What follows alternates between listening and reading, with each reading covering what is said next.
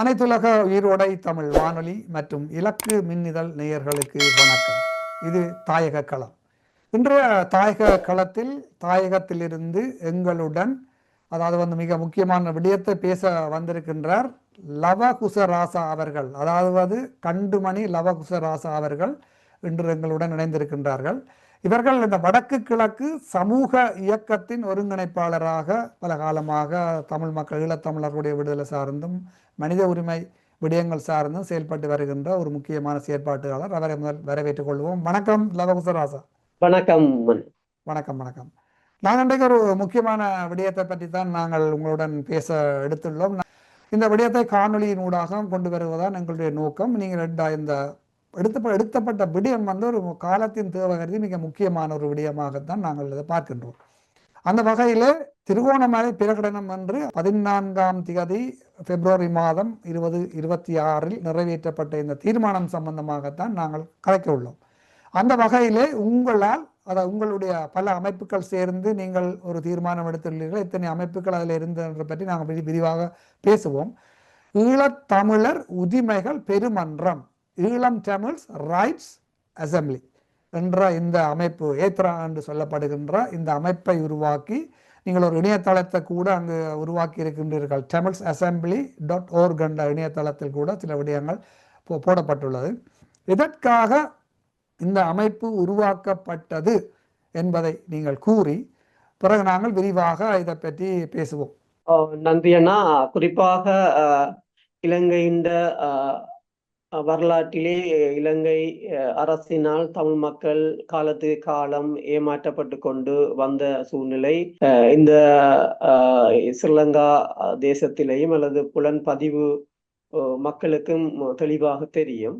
அந்த அடிப்படையிலேயே கடந்த 1948ஆம் ஆண்டுக்கு பிறகு ஏதொரு வகையில நாங்கள் ஒரு சுயமான ஒரு அரசியல் உரிமைகளோடு நாங்கள் வாழக்கூடிய ஒரு சூழ்நிலை ஏற்படும் என்ற அடிப்படையில் எங்களோட முன்னைய தலைவர்கள், அரசியல் தலைவர்கள் பல எதிர்பார்ப்போடு இருந்தார்கள். ஆனால் 1956க்கு பிறகு வந்த ஒவ்வொரு இலங்கை அரசின் நடவடிக்கைகளும் தமிழ் மக்களை ஏமாற்றுகின்ற அல்லது அவர்கள் கோருகின்ற அரசியல் தீர்வுகளை கிழித்தறிகின்ற அல்லது அதை எரிக்கின்ற ஒரு சம்பவங்கள் தான் நடந்தேறி இருக்கிறது. இதுதான் வரலாறு.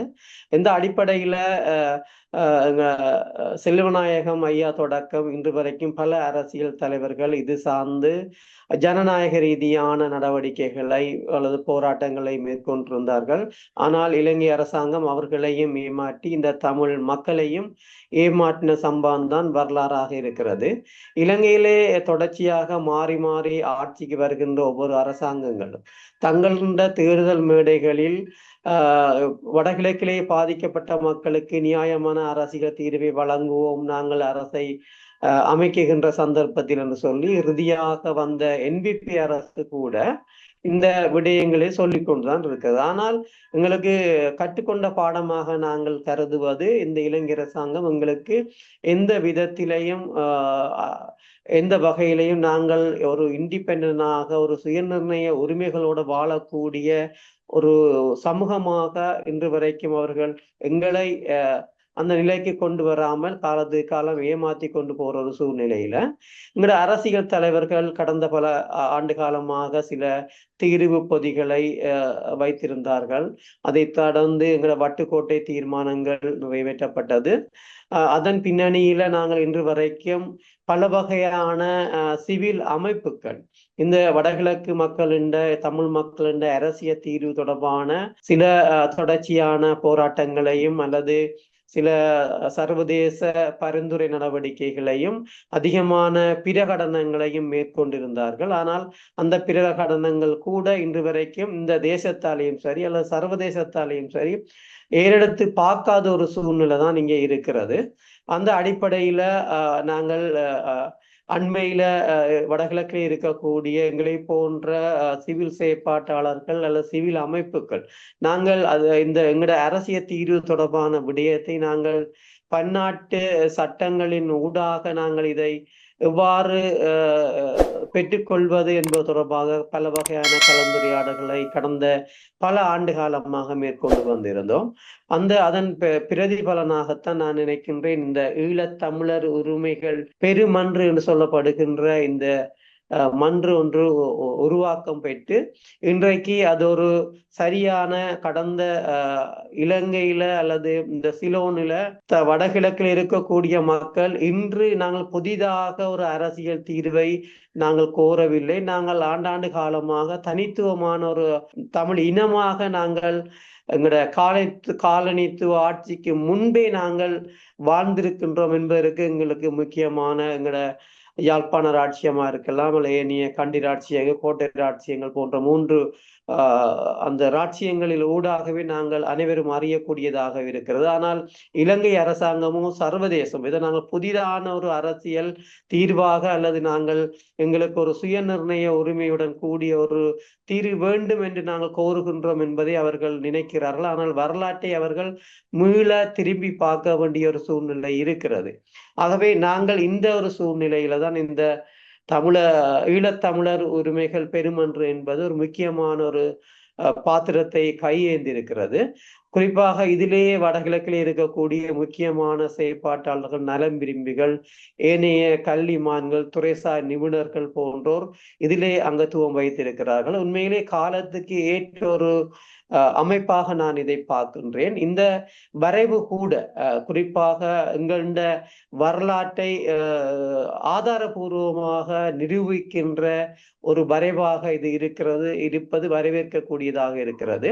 ஏனென்று சொன்னால் நாங்கள் ஒற்றை ஆட்சிக்குள் நாங்கள் வாழ முடியாத ஒரு சூழ்நிலையில் நாங்களே எங்களுக்கான அரசியல் அபிலாசைகளை நாங்கள் அனுபவிக்கக்கூடிய அல்லது தீர்மானிக்கக்கூடிய விடயங்களை நாங்கள் மேற்கொள்ள வேண்டுமாக இருந்தால் எங்களுக்கு ஒரு சுய நிர்ணய உரிமையுடன் கூடிய தீர்வு தான் எங்களுக்கு தேவையாக இருக்கிறது. அந்த இணையதளத்தில் நீங்க போட்டிருக்கின்ற முதலாவது வாசகம் என்ன சொன்னால், ஈழத்தமிழர்களின் தேசிய இனப்பிரச்சனைக்கு தீர்வை காண்பதற்கான உள்ளக முறைகளை நிராகரித்தலும் வெளியாக பொறிமுறைகளை, அதாவது வெளியக பொறிமுறைகளை உருவாக்குவதற்கான மூல தத்துவங்கள் என்றுதான் போடப்பட்டிருக்கின்றது அந்த உங்களுடைய வாசகத்திலே. இதுல நீங்கள் எத்தனை அமைப்புகள் இந்த இடத்திலே?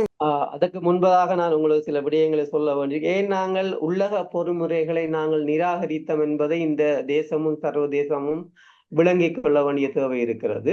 நாங்கள் காலங்காலமாக இந்த உள்ளக பொறிமுறைக்கு ஊடாக தமிழ் மக்களுக்கான நீதியோ அல்லது அவங்களோட அரசியல் அபிலாசைகளோ நிறைவேற்றப்படும் என்று சொல்லி நாங்கள் பல வகையிலே நாங்கள் எதிர்பார்த்தோம். ஆனால் தொடர்ச்சியாக நாங்கள் இலங்கை அரசினாலும் சர்வதேச சமூகத்தினாலும் நாங்கள் ஏமாற்றப்பட்டோம் என்பது பல வகையான ஆதாரங்கள் இருக்கிறது. இன்றைக்கு நாங்கள் இலங்கையிலே இனப்படுகொலைகள் இடம்பெற்றது என்பதற்கான பல வகையான ஆதாரங்கள் அல்லது குறிப்பாக மாகாண சபைகளின் தீர்மானங்கள் இருக்கிறது.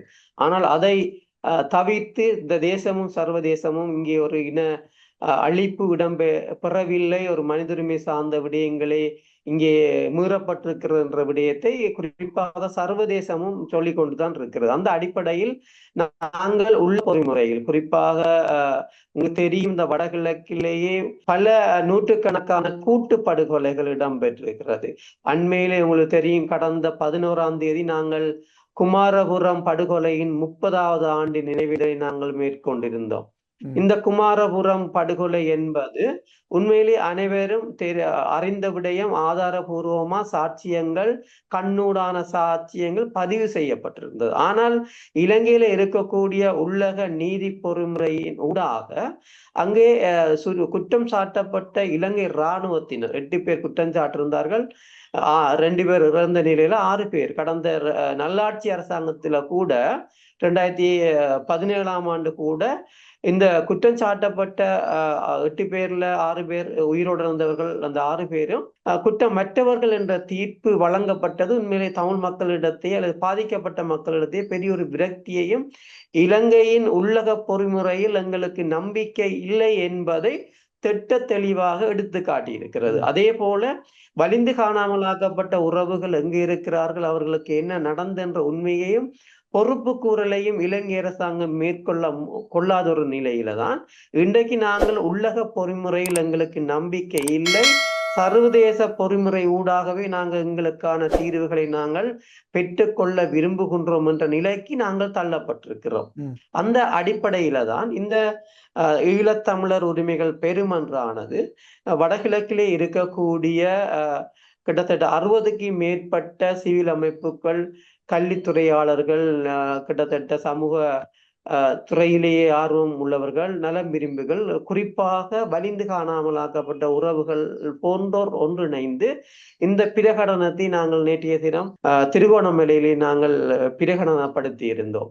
குறிப்பாக இந்த பிரகடனம் என்பது ஒரு காலத்துக்கு தேவையானது. அதே நேரம் திருகோணமலை என்பது எங்களுடைய வரலாற்றில் முக்கியத்துவமான ஒரு மாவட்டம் என்ற அடிப்படையில இந்த பிரகடனம் அமைய பெற்றிருப்பது உண்மையிலே ஒரு அடையாளமாக, ஒரு சான்றாக நாங்க கருதுகின்றோம். 30 வருட ஈழ விடுதலை போராட்டம் காலம் நடந்த காலங்களில் கூட வந்து திருகோணமலை தான் ஈழத்தமிழர்களுடைய தலை நகரமாக அங்கீகரிக்கப்பட்டிருந்தது. சந்திரியாவினுடைய காலத்திலே வந்து இந்த அமைதி பேச்சுவார்த்தைக்கான தூதரகத்தை திருகோணமலையில் நிறுவ தேசிய தலைவர் முற்பட்ட போது கூட அதை மறுத்து கிளிநொச்சியில் ஏற்படுத்துங்கள் என்று சொன்னதை அவர்களான் ஏனென்று சொன்னால், திருகோணமலை எந்த சந்தர்ப்பத்திலும் தமிழர்களுடைய கைக்கு போய்விடக் கூடாது என்பதில் வந்து மிக கவனமாக இருந்திருக்கின்றார்கள்.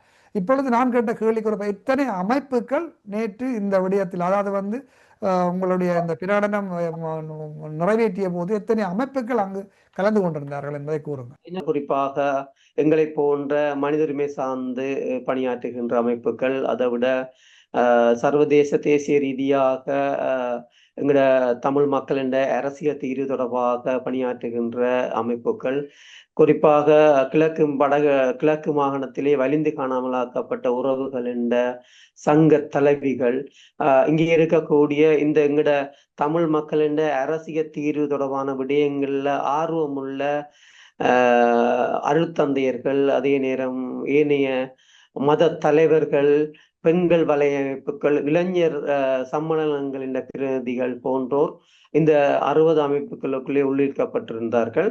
ஆகவே இது ஒரு மண்டபத்தில் அமைய பெற்ற ஒரு பிரகடனமாக இருந்தாலும் கூட இது ஒரு காத்திரமானதாக நான் பார்க்கிறேன். ஏனென்று சொன்னால், இதிலே பங்கெடுத்து கொண்ட அனைவரும் தொடர்ச்சியாக மக்களோட அடிநிலையில களத்துல நின்று அவர்கள உரிமைகளுக்காக, அவர்கள நீதிக்காக குரல் கொடுக்கின்ற அமைப்புகளின் பிரதிநிதிகள் இந்த இடத்தில் வந்திருந்தது உண்மையிலே ஒரு வெற்றியாகத்தான் நான் பார்க்கின்றேன். இந்த அமைப்புகளில் வந்து முக்கியமாக இப்ப நான் முன்வைக்கின்ற கேள்வி, மாணவர் அமைப்புகளும் இதில் உள்ளடக்கப்பட்டதா? அவர்களும் இதில் பங்கு கொண்டார்களா? பல்கலைக்கழக மாணவர்கள் சார்ந்து பெரிதளவு இல்லாவிட்டாலும் கூட ஏனைய தனிநபர்களாக மாணவர்கள் பங்கேற்றுக் கொண்டதை நாங்கள் பார்க்கக்கூடிய மாதிரி இருந்தது. ஏனென்று சொன்னால், இந்த கலந்துரையாடலுக்கு பல்கலைக்கழக மாணவர்களும் வருவதாக தான் எங்களுக்கு அன்றைய தினம் முதல் நாள் இரவு வரைக்கும் எங்களுக்கு குறிப்பிட்டிருந்தார்கள். தவிர்க்க முடியாத ஒரு சூழ்நிலையில் பல்கலைக்கழக மாணவர்கள் என்ற அந்த ஒரு இதோட பங்கெடுக்காவிட்டாலும் கூட தனிப்பட்ட முறையில பல்கலைக்கழகத்திலே கல்வி கற்கின்ற மாணவர்கள், துறை சார்ந்த மாணவர்கள் அல்ல இதிலே ஆர்வம் உள்ள மாணவர்கள் இந்த இடத்திலே கலந்து கொண்டிருந்ததை என்னால் பார்க்கக்கூடியவாறு இருந்தது.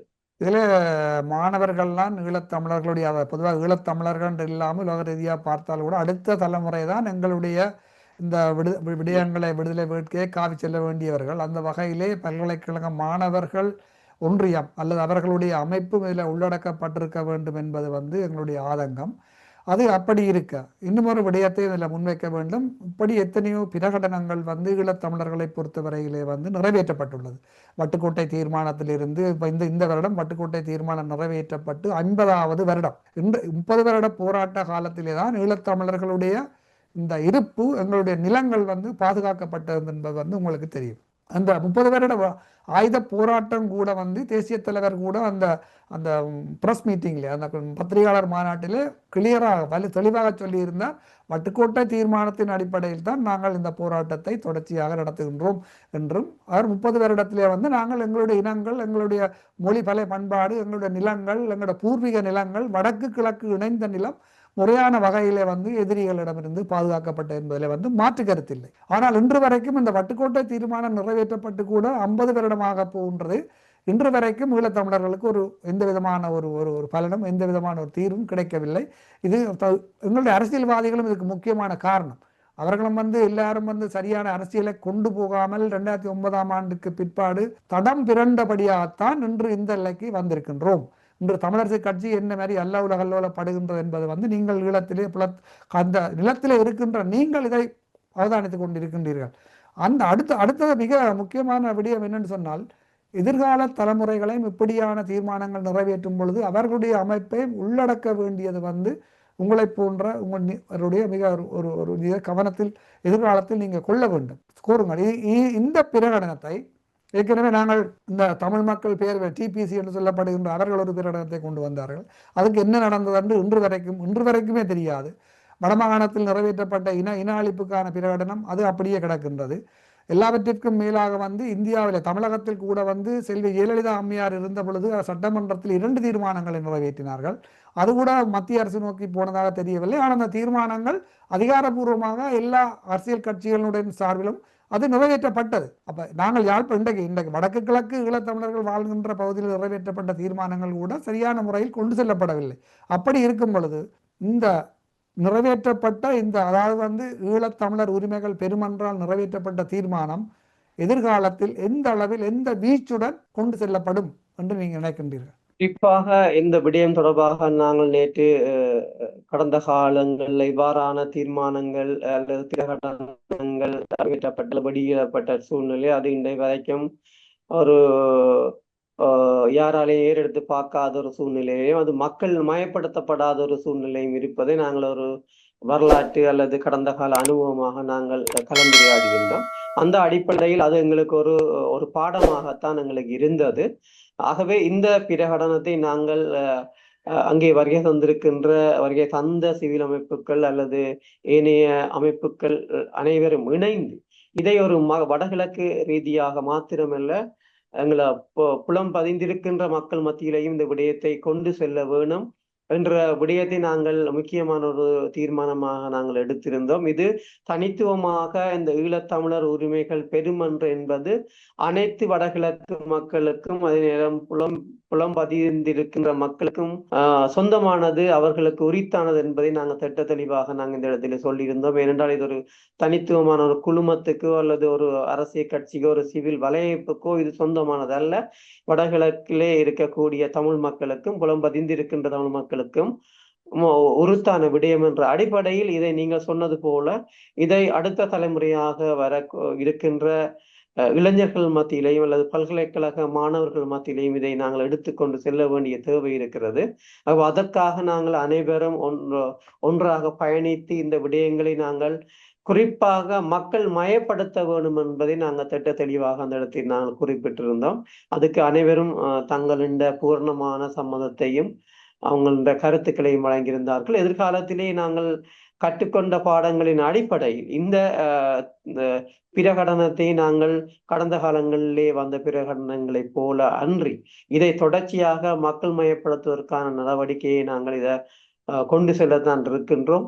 ஆகவே அதற்காக நாங்கள் அனைவரும் இந்த தேசத்திலேயும் அல்லது புலம்பதிவு தேசத்திலேயும் இருக்கக்கூடிய அனைத்து தமிழ் மக்களும் இதிலே ஒருங்கிணைந்து நாங்கள் இதை மேற்கொள்ள வேண்டிய தேவை இருக்கிறது. ஏனென்று சொன்னால் இன்றைக்கு நீங்கள் சொன்னது போல எங்களை தமிழ் அரசியல் கட்சிகள் இன்றைக்கு கரஞ்சி 22ஆக இருந்த தமிழ் தேசிய கூட்டமைப்பின் நிலப்பாடு இன்றைக்கு 8-10க்குள்ள நிற்கிற ஒரு சூழ்நிலைக்கு நாங்கள் உள்ளாகி இருப்பதற்கான அடிப்படை காரணம் எங்களுக்குள்ளே சரியான ஒரு புரிந்துணர்வு இல்லை. ஒவ்வொரு ஆளுக்கும் ஒவ்வொரு இடையில ஒரு முரண்பாடுகள், சரியான ஒரு கொள்கைகள், அரசியல் தீர்வு தொடர்பான ப்ராப்பரான சரியான ஒரு திட்ட வரைவு இல்லாத ஒரு தன்மை தான் இன்றைக்கு எங்களுக்கான ஒரு அரசியல் தீர்வு தொடர்பான விடயங்கள்ல நாங்கள் பின்னோக்கி கொண்டிருக்கோம். குறிப்பாக நான் இலங்கைக்கு வருகின்ற சர்வதேச ராஜதந்திரிகளை அடிக்கடி நான் சந்திப்பது வழமை.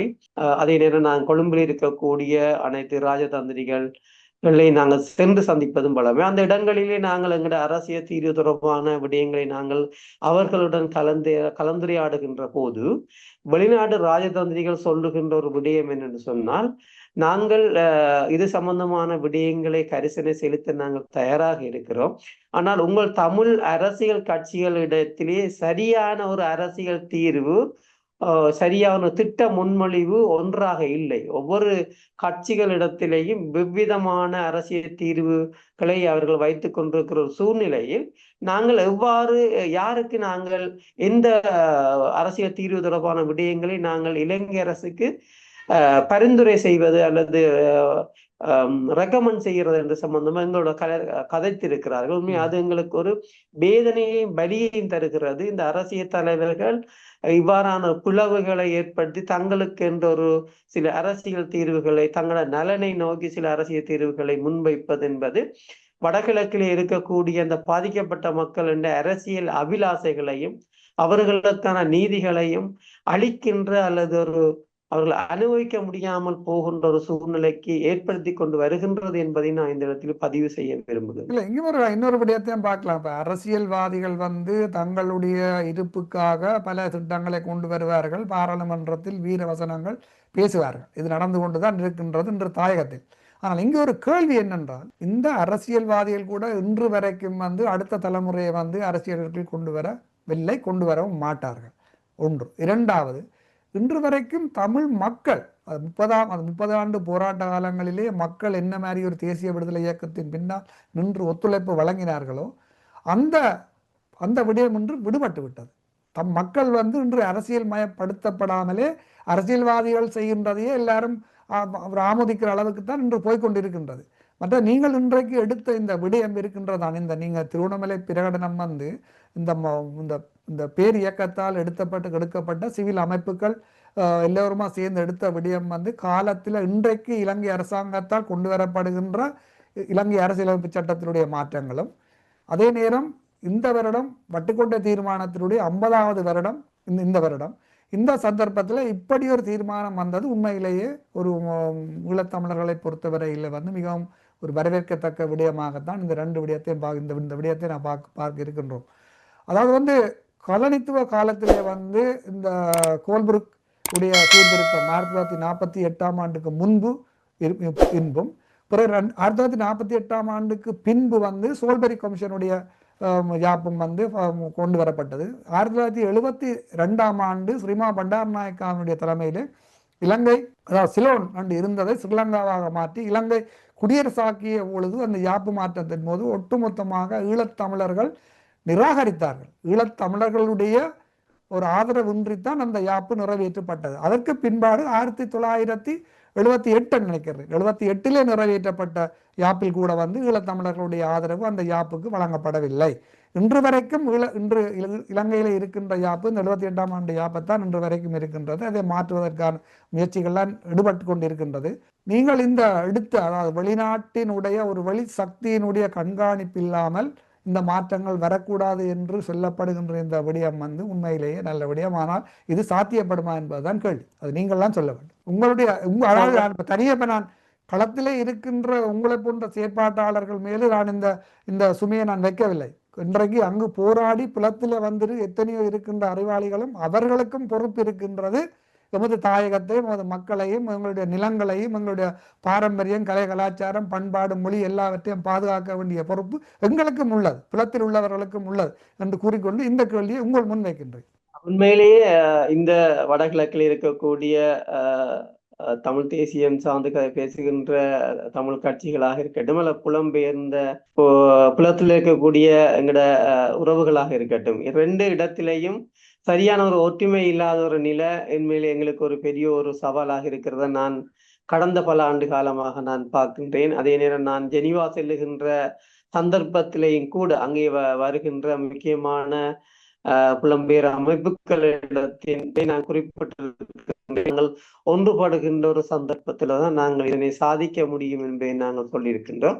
அந்த அடிப்படையில இந்த இலங்கை தேசத்திலே வடகிழக்கு பிரதேசத்தில் இருக்கக்கூடிய நாங்கள் எங்களை போன்ற சிவில் அமைப்புகள் இதை நாங்கள் ஒரு முக்கியமான ஒரு வரைவாக நாங்கள் பார்க்கின்றோம். அந்த அடிப்படையில இந்த விடயத்தை நாங்கள் மக்கள் மையப்படுத்துவதில் நாங்கள் உண்மையிலே ஒரு தீவிர செயற்பாட்டாளர்களாக நாங்கள் நேற்றைய தினத்திலிருந்து நாங்கள் எழுந்திருக்கின்றோம். இதை நாங்கள் ஒவ்வொரு நிமிடமும் எங்கள் மக்கள் மத்தியிலே இந்த விடயத்தை கொண்டு சென்று அவர்கள் ஒரு சுயநிர்ணய உரிமைகளுடன் கூடிய ஒரு அரசியல் தீர்வோட வாழணும் என்பதற்காகவும் அவர்களின் அரசியல் அவர்களுக்கு என்பதை எங்கட மக்களை தீர்மானம் என்பதை நாங்கள் வலியுறுத்தி நாங்கள் இந்த விடயங்களை நாங்கள் மேற்கொண்டு இது நாங்கள் இலங்கை எங்கள் வடகிழக்கு பிரதேசத்திலே நாங்கள் முன்னெடுப்பது போன்று புலம்பெயர்ந்திருக்கின்ற அல்லது புலம்பதிந்திருக்கின்ற எங்கட உறவுகளும் அங்கே இந்த விடயத்தை நீங்கள் அங்கே இருக்கக்கூடிய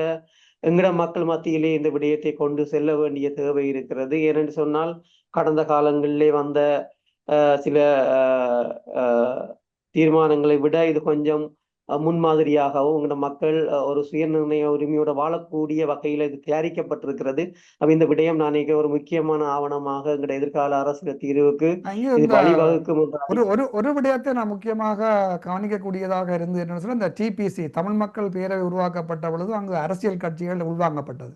இந்த அரசியல் கட்சிகளை உள்வாங்கப்பட்டபடியால் தான் இந்த டிபிசி தமிழ் மக்கள் பேரவை காணாமல் போய்விட்டது என்ற ஒரு கருத்து கூட உள்ளது. அந்த வகையிலே நீங்கள் இந்த அரசியல் கட்சிகளை உள்வாங்காமல் சிவில் அமைப்புகளாக, மக்கள் மயப்படுத்தப்பட்ட சிவில் அமைப்புகளாக இந்த விடயத்தை முன்னெடுத்துள்ளீர்கள். இது உண்மையிலேயே ஒரு சக்சஸ் அடைய வேணும், வெற்றி அடைய வேணும். இதுக்கு எல்லோரும் ஒத்துழைக்க வேண்டும் என்று நாங்கள் அவாப்படுகின்றோம், ஆசைப்படுகின்றோம். இது கண்டிப்பாக சரியான முறையில் முன்னெடுத்து செல்லப்பட வேண்டும். ஆனால் நீங்கள் தீர்மானங்களை நிறைவேற்றிவிட்டு இப்படியே கிடக்கையில் போட்டுவிட்டு போகிறதுக்கு முடியாது. ஏனென்றால் நீங்கள் ஒரு பொறுப்பொன்றை எடுத்திருக்கின்றீர்கள். ஈழத்தமிழர்களுடைய தேசிய இனப்பிரச்சனைக்கான மிக முக்கியமான பொறுப்பொன்றை நீங்கள் எடுத்திருக்கின்றீர்கள். 60 அமைப்புகள் சேர்ந்து எடுத்திருக்கின்றீர்கள். அப்போ இனி உங்கள் கையில் தான் இருக்கிறது. இனி அடுத்த தலைமுறைக்கு எப்படி கொண்டு போகணும், எப்படி நாங்கள் முன் நகர்த்த வேண்டும் என்று நாங்கள் நிறைவு செய்கின்ற நேரம் நெருங்கியபடியால் மிக சுருக்கமாக நீங்கள் இறுதியாக ஏதாவது சொல்லுவதாக இருந்தால் சொல்லலாம். உண்மையிலே எங்களுக்கு லெசன் கற்றுக்கொண்ட பாடங்கள் தான் நாங்கள் எங்களோட அரசியல் தலைவர்கள் எடுக்கின்ற விடயங்கள் அல்லது எங்களையும் இணைத்து எடுக்கின்ற விடயங்கள் ஒரு நீண்ட காலமாக எங்களோட அரசியல் அபிலாசைகளை அனுபவிக்க இருக்கின்ற எங்கட தமிழ் மக்கள் என்ற பிரச்சனைக்கான ஒரு விடயமாக இருக்கும் என்று நாங்கள் அரசியல் தலைவர்களுடன் இணைந்து நாங்கள் பல வகையான போராட்டங்கள் அல்லது P2P போன்ற விடயங்கள், அதே நேரம் நீங்க சொன்னது போல பல பிரகடனங்களை நாங்கள் முன்வைத்திருந்தோம். உண்மையிலே அது எங்களுக்கு ஒரு தோல்வியை தான் ஏற்படுத்தியிருக்கிறது. எங்களை ஒரு அரசியல் தேர்தல் அரசியல் அல்லது இனிய கட்சி அரசியல் இருந்து நாங்கள் விடுபட்டு சமூக அரசியலாக நாங்கள் சிவில் அமைப்புகள் தனித்துவமாக இதை முன்னெடுக்க வேணும் என்ற ஒரு விடயத்தை எங்களுக்கு கடந்த கால அனுபவங்கள் சுட்டி காட்டியிருக்கிறது. ஆகவே தொடர்ந்து நாங்கள் அந்த வரலாற்று தவறுகளை நாங்கள் விட முடியாது என்பதற்காகவே நாங்கள் 100க்கு 100% அரசியல் கலவை அற்ற ஒரு சிவில் சமூகம், குறிப்பாக மக்கள் மயப்படுத்தப்பட்ட சிவில் சமூகங்கள் இணைந்து இந்த ஈழத்தமிழர் உரிமைகள் பெருமன்ற ஊடாக இந்த வரைவை நாங்கள் தயார் செய்திருக்கின்றோம். உண்மையில இது ஒரு நிலை பேறான ஒரு விடயமாக இருக்கும் என்பதை நான் இந்த இடத்தில் திட்ட தெளிவாக நான் குறிப்பிடுகின்றேன். ஏனென்றால் இது சரியாக மக்கள் மயப்படுத்தப்பட்ட சிவில் அமைப்புகள் ஊடாக வந்த ஒரு வரைவு. இது எப்பவும் நிலைத்திருக்கும். ஏனென்று சொன்னால் இது பாதிக்கப்பட்டவர்களின் வலிகள், அவர்களுடைய வேதனைகள், அவர்களுடைய எதிர்பார்ப்புக்கு ஊடாக வந்த ஒரு விடயம். இது ஒரு அரசியல் கட்சி ஊடாகவோ ஒரு அரசியல் பிரதிநிதி ஊடாகவோ வந்த ஒரு வரைவு அல்ல. ஆகவே இது ஒரு வலிவான ஒரு ஒரு திட்ட வரைவாக இருக்கின்ற காரணத்தினால் இதை நாங்கள் ஒரு நிலைபெறாக இருக்கும் என்று நான் நினைக்கின்றேன். ஆகவே இதை நாங்கள் தொடர்ச்சியாக இந்த தேசத்திலேயும் புலம்பெயர் பதிவு பிரதேசத்திலே பகுதியிலேயே நாங்கள் இதை தொடர்ச்சியாக முன்னெடுக்க வேண்டியவர்களாக இருக்கிறோம். முன்னெடுப்போம் என்பதை நாங்கள் இந்த இடத்திலே திட்ட தெளிவாக கூறிக்கொள்ள விரும்புகின்றோம். நல்லது லவன், நீங்கள் இன்று உங்களுடைய நேரத்தை ஒதுக்கி எங்களுக்கு இந்த நேர்காணலை வழங்கியதற்கு நாங்கள் புலகாங்கிதம் அடைகின்றோம். தொடர்ச்சியாக உங்கள் செயற்பாடு வீச்சு பெற வேண்டும். நீங்கள் எடுத்த பொறுப்பை சரியான முறையில் செய்ய வேண்டும். ஓடி ஒழிக்கக்கூடாது. மிக முக்கியமான தீர்மானங்கள் எடுத்துள்ளீர்கள்.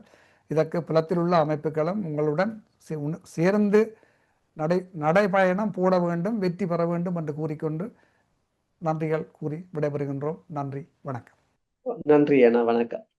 எமது பார்வையாளர்களுக்கு வணக்கம். மக்களின் குரலாய் ஓங்கி ஒலிக்கும் இலக்குமின் இதழ் மற்றும் உயிரோடை தமிழ் வானொலி ஆகிய இவ்விரு ஊடகங்களும் உங்களைப் போன்ற எமது நேயர்கள் நண்பர்களின் ஆதரவிலேயே இயங்கி வருகின்றன. மிக குறைந்த வளங்களுடன் பல இடர்கள் மற்றும் தடைகளை தாண்டி பயணிக்கும் எமது ஊடகங்களின் பணிகள் மேலும் வளர உங்களால் முடிந்த நிதியுதவியை வழங்கி இன்னும் காத்திரமான செயற்பாடுகளை முன்னெடுக்க உதவுமாறு மிகவும் பணிவன்புடன் வேண்டி நிற்கின்றோம். உங்கள் பங்களிப்பு உங்களின் உரிமை குரலாய் ஓங்கி ஒலிக்கும். நன்றி.